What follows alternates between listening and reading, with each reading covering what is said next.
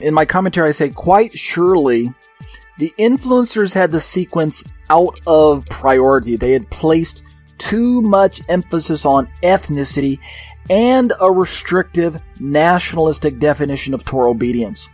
In such a situation, I say, the covenant member-to-be mistakenly believed that the promise, which was referred to as the inheritance in verse 18, in other words, there's kind of a little bit of a metonymy going on. The promise and the inheritance are kind of both the same thing in Paul's mind.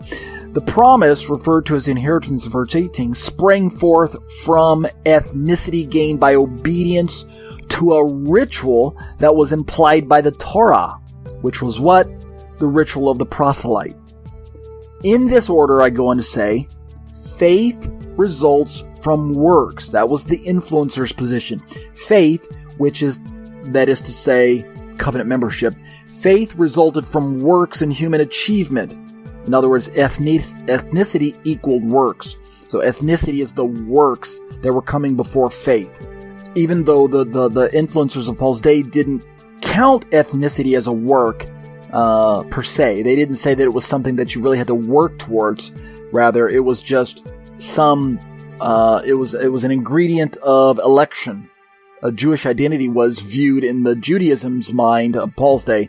It was viewed as God's gracious election. It was God who elected to create Abraham, the first Jew, and in so doing to create the ethnicity known as Jewish or Israel.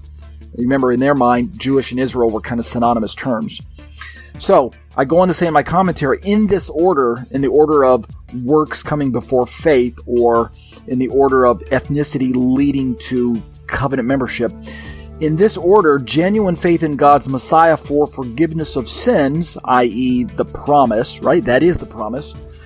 In this order, this particular aspect of the gospel, which is genuine faith in God's Messiah for forgiveness of sins, this part of the promise is rendered not effectual and unnecessary because supposedly, in minds of the Judaisms of Paul's day, ethnicity and maintenance of commandments guaranteed righteousness and forgiveness of sins.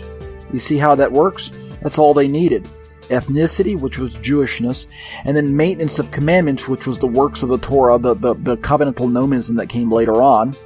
These two parts, these two sides of the one coin guaranteed righteous declaration from God, and it secured forgiveness of sins because all we had to do was, basically when we sinned, all we had to do was walk into the parts of the Torah that were prescribed to remedy sin. And so it was a kind of a routine mindset. If you sinned, you just went and brought your animal, you went through the motions, and then God forgave you. And that was really all you needed. There wasn't really a heart issue that was focused on. So, I go on to say in my commentary, as I'm concluding here, Paul would not have his Talmudim, his students, falling for such blatant, errant theology.